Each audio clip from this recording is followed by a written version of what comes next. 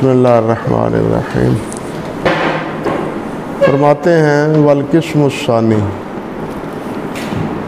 دوسری قسم۔ پہلی قسم تھی جو راوی نبی علیہ الصلوۃ والسلام کی طرف جھوٹی اور من گھڑت احادیث بیان کرتا تھا، اور اس کی بیان کی ہوئی روایت وہ موضوع شمار ہوتی ہے وضع سے کہ متعلقہ جو ضروری باتیں ہیں وہ بھی حافظ صاحب رحمۃ اللہ علیہ نے، مصنف علیہ رحمہ نے بیان کر دی ہیں کہ یہ لوگ جھوٹی روایتیں بیان کیوں کرتے ہیں۔ ان کی اغراض مختلف، صرف ایک نہیں، مختلف اغراض کے حاملین اپنی اپنی غرض پوری کرنے کے لیے نبی علیہ الصلوۃ والسلام کی طرف جھوٹی روایات منسوب کرتے ہیں۔ اب دوسری قسم بیان کرتے ہیں مردود کی۔ پہلی مردود کی موضوع اور دوسری مردود کی قسم وَهُوَ مَا يَكُونُ بِسَبَبِ تُہْمَةِ الرَّاوِي بِالْكَذِبِ، کہ جس میں راوی پر جھوٹ کا اتہام ہو، جھوٹ کا الزام ہو۔ اس میں تھا، فرق یہ ہے کہ اس میں تھا کہ وہ جھوٹ بولتا ہے نبی علیہ الصلوۃ والسلام کی حدیث کے بارے میں۔ اس میں یہ ہے کہ وہ جھوٹ بولتا ہے باہم لوگوں کے حوالے سے، یعنی انسانوں کے بارے میں جھوٹی باتیں کرتا ہے، جھوٹی باتیں بولتا ہے۔ ظاہر بات ہے کہ اس کا وزر، اس کا گناہ وہ پہلے سے کم ہے تو جھوٹ بولنا بہرحال گناہ ہے۔ تو یہ آپس میں جھوٹ بولنا، جھوٹ بولنے والا، اس کے بارے میں کہتے ہیں کہ اس کا حکم یہ ہے کہ اس کی روایت کو متروک سمجھا جائے گا۔ جس راوی کے بارے میں کہتے ہیں نا وہ متروکن، تو اس کا مطلب یہ ہے کہ اس پر تہمت، کذب کی تہمت، اس پر جھوٹ کی کیا ہے، تہمت۔ اللہ اکبر، وَهُوَ الْمَتْرُوك۔ اب دیکھیے کہ بعض سندیں ایسی ہیں، مثال کے طور پر صدقہ الدقیقی ہے، یہ فرقد عن مرہ عن ابی بکر۔ اسی طرح عمر بن شمر ہے عن جابر الجوفی عن الحارث عن علی۔ اسی طرح سدی الصغیر، دو ہیں، سدی الکبیر اور سدی الصغیر۔ سدی الکبیر جو ہے وہ تو ثقہ ہے، صدوق ہے، لیکن صغیر جو ہے نا وہ سخت ضعیف ہے، متروک ہے۔ اس کی روایت ہے محمد بن مروان عن الکلبی عن ابی صالح عن ابی ابن عباس۔ یہ جو تفسیر ابن عباس معروف ہے نا تنویر المقتبس کے نام سے، اس کی سند یہی ہے، اس کی سند بھی یہی ہے، سدی الصغیر ہے، محمد بن مروان اس کا نام ہے، وہ کلبی سے، اور کلبی ابو صالح سے، اور ابو صالح آگے ابن عباس سے۔ یہ سلسلہ، ہاں جی، حفاظ نے کہا ہے کہ یہ سلسلہ کیا ہے، سلسلۃ الکذب، یہ سلسلۃ الکذب ہے۔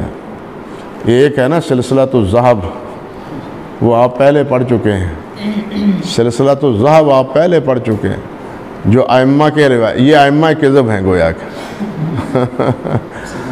تو یہ سلسلہ کذب ہے، جس طرح کہ علامہ سیوطی رحمۃ اللہ علیہ نے تدریب الراوی میں، تدریب الراوی کا صفحہ 170 جلد اول ہے، اور الیواقیت والجواہر میں علامہ مناوی نے ذکر کیا ہے، یواقیت کا صفحہ نمبر 61 جلد 2 ہے۔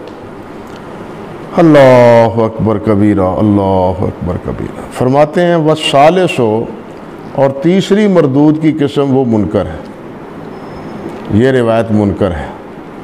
کہتے ہیں علی رائن، ایک رائے کے مطابق۔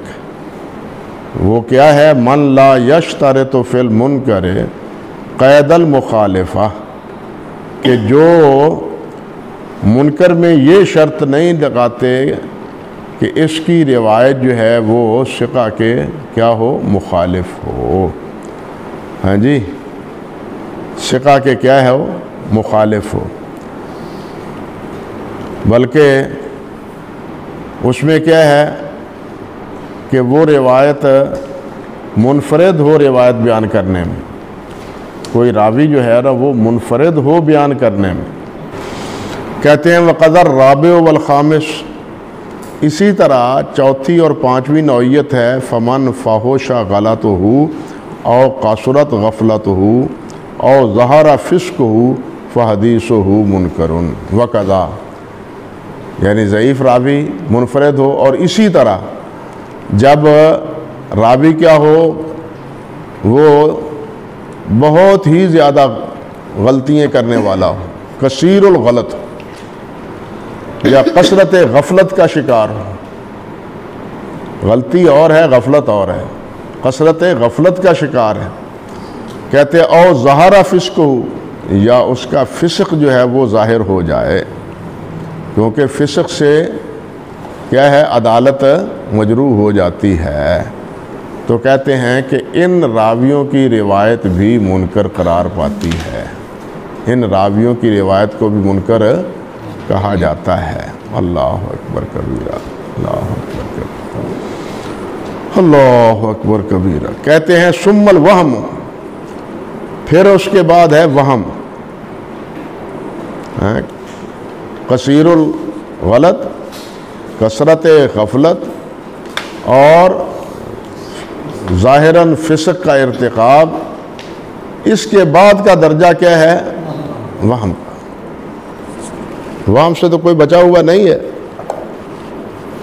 ثقہ ہو تب بھی، ضعیف ہے تب بھی. تاہم ثقہ سے بھی وہم ہو جاتا ہے. تو اس وہم کے بارے میں کیا فرماتے ہیں؟ کہتے ہیں وَهُوَ الْقِسْمُ السَّادِسُ، یہ چھٹی قسم ہے. وَإِنَّمَا أُفْصِيَ بِهِ لِطُولِ الْفَصْلِ، یہ جو ثم کہا ہے نا پھر، یہ اس سے پہلے آیا ہے نا والثالث کے بعد والمنکر علی وقضاء الرابع والخامس. تو کہتے ہیں کہ یہ درمیان میں زیادہ وقفہ ہونے کی وجہ سے یہ ثم کہا گیا ہے. ثم الوہم، پھر وہم ہے. وہ پہلے تو کہا نا کہ پہلی قسم ہے متروک، دوسری قسم ہے منکر، تیسری اور چوتھی قسم ان کو تو بیان کیا واو سے، لیکن اس کو بیان کیا کس سے؟ ثم سے. کیوں؟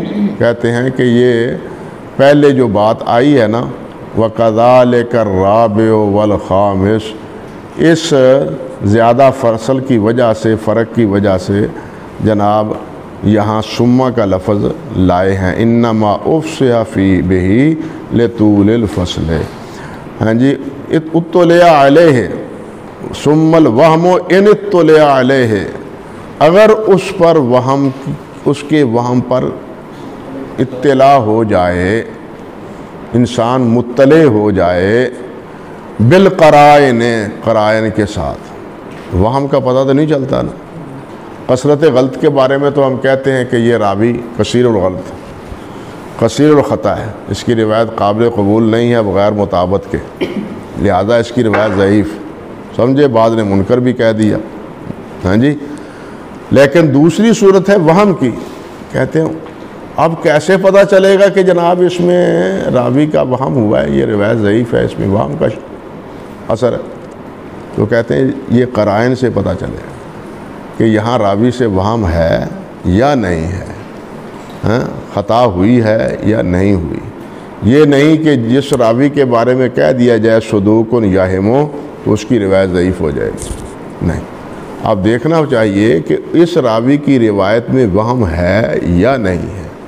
وہم ہے، دلائل وہم کے ہیں تو روایت ضعیف، روایت مردود. اگر قرائن نہیں ہے تو پھر کیا ہے؟ روایت درست. تو کیا فرماتے ہیں کہ قرائن سے الدالۃ علی وہم راوی ہے، جو راوی کے وہم پر کیا ہے؟ دلالت کرتے ہیں. من وصل مرسل او منقطع، کہ کئی آدمی، کئی راوی جو اس کے ہم معاصر ہیں یا اس استاد کے شاگرد ہیں دوسرے، وہ اس روایت کو کیا کرتے ہیں؟ مرسل یا منقطع بیان کرتے ہیں، اور یہ حضرت صاحب اس کو متصل بیان کر رہے ہیں، یہ اس کو کیا بیان کر رہے ہیں؟ متصل بیان کر رہے ہیں۔ اب ان ثقات کی مخالفت میں یا صدوق کی مخالفت میں یا جماعت کی مخالفت میں اس کی متصل روایت ہم سمجھیں گے کہ اس سے وہم ہوا ہے۔ تو فرماتے ہیں کہ من وصل مرسل او منقطع او ادخال حدیث فی حدیث، یا ایک حدیث میں دوسری حدیث داخل ہو گئی ہے، ایک حدیث ہے لیکن دوسری روایت جو دوسری سند سے مروی ہے، اس نے وہم سے اس روایت کو بھی اس میں شامل کر دی، یعنی ایک ہی سند کے ساتھ دو متن جمع کر دی۔ بسا اوقات دو متن بیان کرتے ہیں، بسا اوقات ایک دو لفظوں کا اضافہ ہو جاتا ہے، یہ آگے آئے گی بات۔ اللہ اکبر کبیرہ۔ فرماتے ہیں اور نحو ذالک من الاشیاء القادحۃ، اور اسی طرح کی دوسری چیزیں جو قضا کا باعث بنتی ہیں۔ یہ علامہ مزی رحمۃ اللہ علیہ نے فرمایا ہے کہ الوہم تارۃ یکون فی الضبط، یعنی یہ ایک دوسری صورت ہے کہ وہم راوی کا کبھی تو اس کے ضبط کی بنا پر کمی کی وجہ سے ہوتا ہے، وَتَارَةً يَكُونُ فِي الْقَوْلِ، اور کبھی وہم اس کی بات میں ہوتا ہے، وَتَارَةً يَكُونُ فِي الْكِتَابَةِ، اور کبھی یہ وہم لکھنے میں ہوتا ہے۔ ہم بھی تو لکھنے میں غلطی کر لیتے ہیں نا، حتیٰ کہ یہ موبائل کے نمبر لکھتے ہوئے کتنی غلطی ہوتی ہے اور پھر اتنی پریشانی ہوتی ہے کہ رہ پانا بخدا۔ کتابت میں بھی وہم ہو جاتا ہے، بات کرنے میں بھی وہم ہو جاتا ہے، اور بات کرنے کے ساتھ ساتھ ضبط میں بھی وہم ہو جاتا ہے، یاد کرتے ہوئے حفظ کے اعتبار سے، حفظاً بھی اس میں بھی انسان وہم کا شکار ہو جاتا ہے۔ اب ان وہموں میں یہاں کون کون سا وہم شامل ہے، اس کا نتیجہ کیا ہے؟ راوی نے اس کو متصل کو مرسل بیان کر دیا، موقوف کو متصل مرفوع بیان کر دی، اور دوسرے روات اس کی مخالفت کرتے ہیں۔ ان قرائن کی وجہ سے ہم کہیں گے کہ یہاں اس سے وہم ہوا ہے اور یہ روایت اس کی درست نہیں ہے۔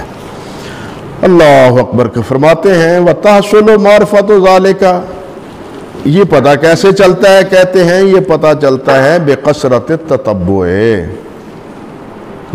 کثرت کے ساتھ تتبع، پیچھا کرنا راویوں کا، ان کی روایات کا، ان کی اسانید کا، جس طرح کہ حضرات محدثین رحمہم اللہ ایک ایک روایت کو متعدد اسانید سے نقل کرتے تھے، اور صرف اس وجہ سے نقل کرتے تھے کہ پتہ چلے کہ یہ روایت یہ تمام ایک ہی اسلوب میں بیان کرتے ہیں یا کوئی اس میں بیان کرنے میں خطا یا غلطی کا شکار ہوتا ہے۔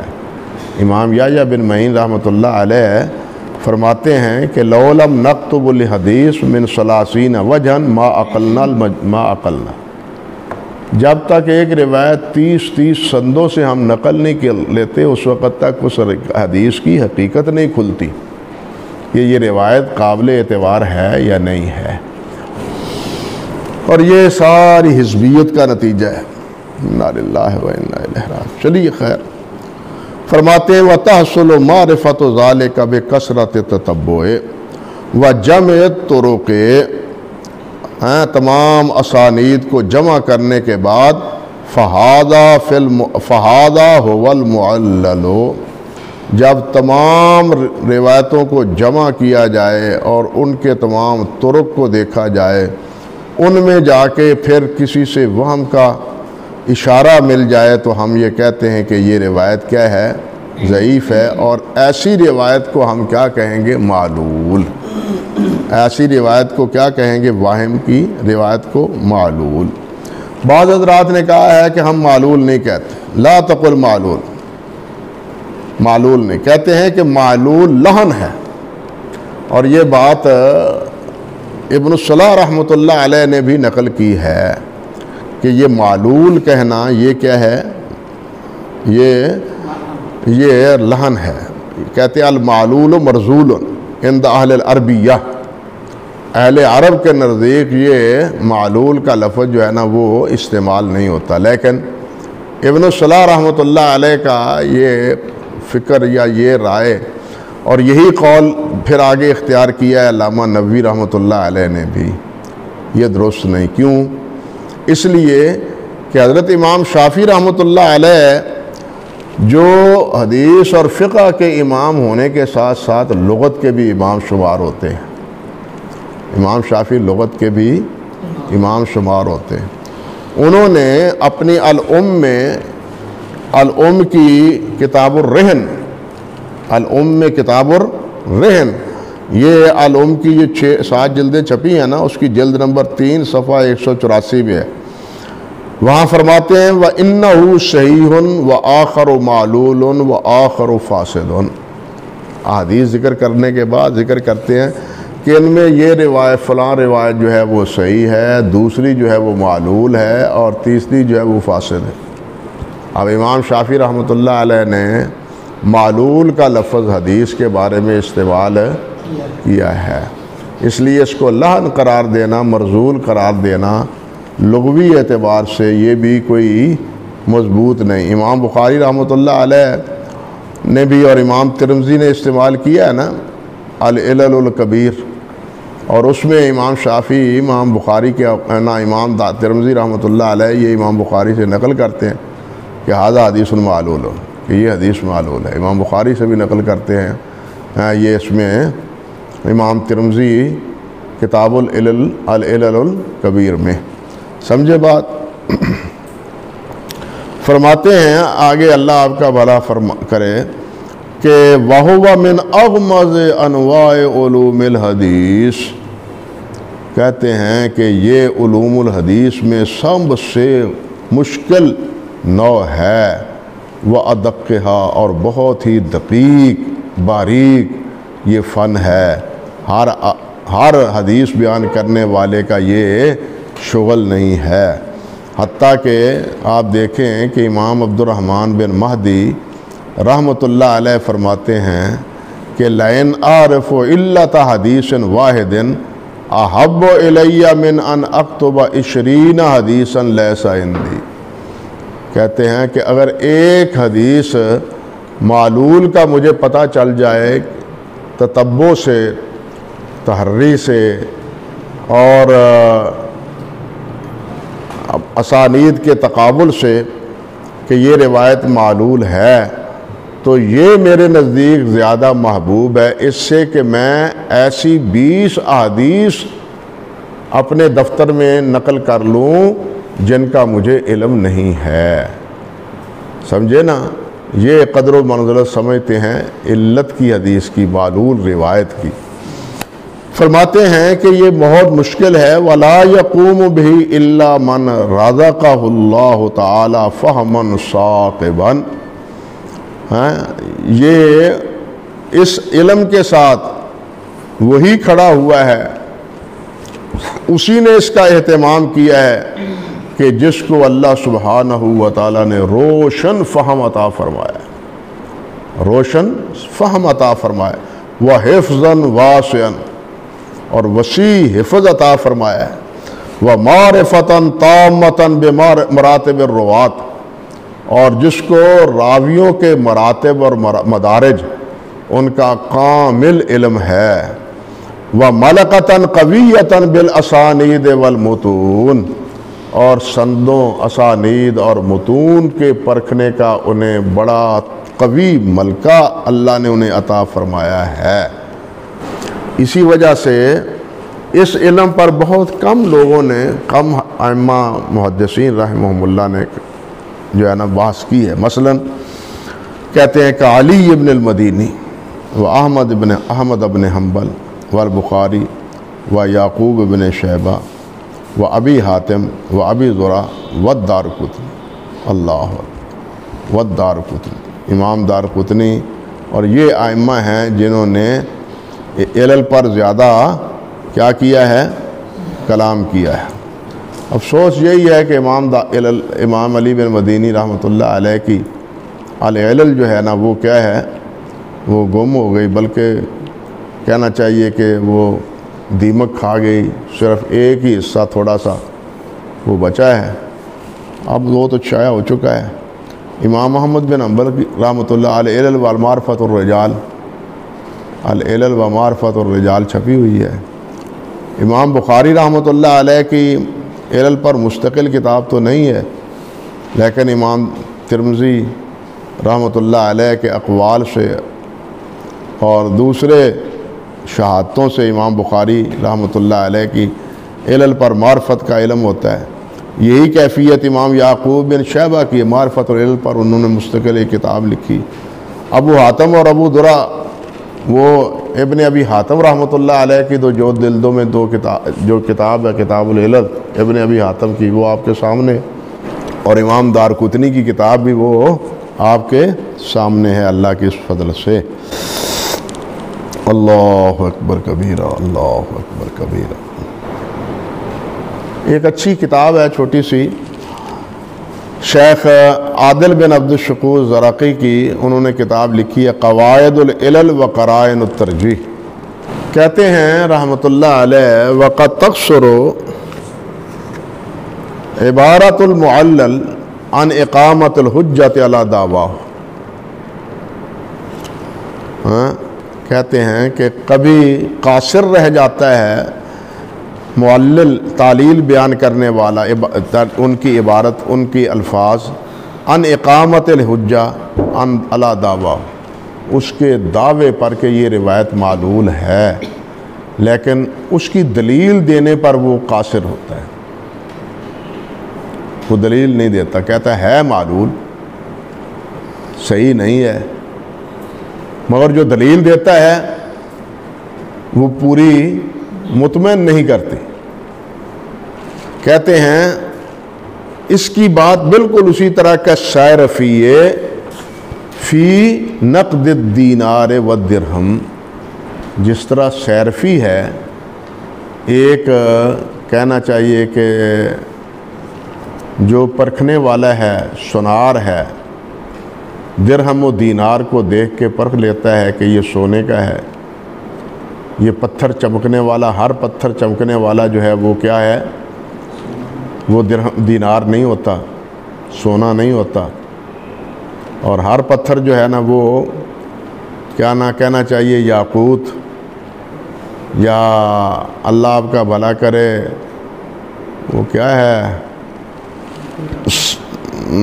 قیمتی پتھر جو ہے، ہیرا نہیں ہے، یہ جوہری کا کام ہے کہ وہ یہ بتلائے۔ ہمارے پاس تو سونا، دینار اور اسی طرح کی کوئی رنگی ہوئی چیز دونوں برابر، ہم عام آدمی اس کی پرکھ نہیں کرتے، لیکن جوہری ہاتھ میں دینے کے بعد کہے گا یہ نہیں صحیح ہے، یہ کھری ہے، یہ کھوٹی ہے۔ ہم کہتے ہیں تمہیں ہاتھ میں پکڑنے سے کیسے پتہ چل گیا؟ اس کا مسلسل تجربہ اور خدا داد کہنا چاہیے کہ تفہیم، یہ اس کو بتلاتی ہے کہ یہ درہم یا یہ دینار یہ کھرا ہے یا کھوٹا ہے، سمجھے یا نہیں؟ بالکل یہی پوزیشن بسا اوقات حدیث کی ہوتی ہے۔ ایک حدیث کو معلول کہنے کی علت بسا اوقات محدث ذکر نہیں کرتا، یا کرتا ہے تو دل مطمئن نہیں ہوتا، لیکن پھر واقعہ وہ حدیث ہوتی معلول ہے۔ یہ آپ کو بتلایا تھا دکھا کے تقدمۃ الجرح والتعدیل میں کہ امام ابو حاتم کا ایک صاحب الرائے سے جو ہے نا بات ہوئی، دکھائی تھی، یاد ہوگا آپ کو۔ تو انہوں نے کہا، جب انہوں نے کہا کہ یہ روایت درست نہیں، تو وہ کہنے لگا آپ کو الہام ہوا ہے، یہ درست نہیں ہے، کیسے آپ کہتے ہیں؟ تو امام ابو حاتم رحمۃ اللہ علیہ نے اس کو بتلایا کہ یہ علم اللہ سبحانہ و تعالیٰ کا عطا کیا ہوا ہے، اور ہم اس کو دیکھنے کے بعد سمجھ لیتے ہیں کہ یہ روایت جو ہے نا وہ صحیح ہے یا نہیں ہے۔ یہ آپ کو دکھائی تھی تقدمۃ الجرح والتعدیل میں امام ابو حاتم رحمۃ اللہ علیہ کے تذکرہ میں۔ تو بالکل یہی کیفیت کہتے ہیں محدث کی ہوتی ہے۔ اور یہ جو واقعہ ہے نا سیرفی کا، اس کا یہ تقدمۃ الجرح والتعدیل کے صفحہ 349 پر ہے، اور اسی کو اللہ آپ کا بھلا کرے ذکر کیا ہے فتح المغیث میں سخاوی رحمۃ اللہ علیہ نے جلد نمبر 2 صفحہ 67-68 میں امام عبد الرحمن بن مہدی رحمۃ اللہ علیہ کا قول ذکر کیا ہے، اللہ آپ کا بھلا کرے، امام حاکم نے معرفہ میں بھی اور خطیب بغدادی نے الجامع میں بھی، کہ عبد الرحمن بن مہدی فرماتے ہیں کہ معرفت الحدیث الہام فلو قلت للعالم یعلل الحدیث من این قلت ھذا لم یکن لہ حجۃ۔ کہتے ہیں کہ یہ الہام ہے، اللہ کی طرف سے الہام ہے۔ اگر میں تعلیل بیان کرنے والے، معلل کہنے والے عالم سے میں یہ کہوں کہ یہ آپ نے کیسے کہا ہے، تو اس کے پاس کوئی دلیل نہیں ہوگی، اس کے پاس کوئی دلیل واضح نہیں ہوگی۔ جیسے کہ یہ قول ان کا نقل کیا ہے معرفت علوم الحدیث میں حاکم نے، اس کا صفحہ نمبر 12-13 ہے، اور خطیب کی جامع جو ہے اس کا صفحہ نمبر 383 جلد 2 ہے۔ سمجھ گیا بات بھائی؟ اللہ اکبر کبیرہ۔ اللہ آگے بات ہے، اللہ رحمت فرمائے، ثم المخالفۃ هو القسم السابع۔ یہ انشاءاللہ بات آگے پڑھیں گے ہم۔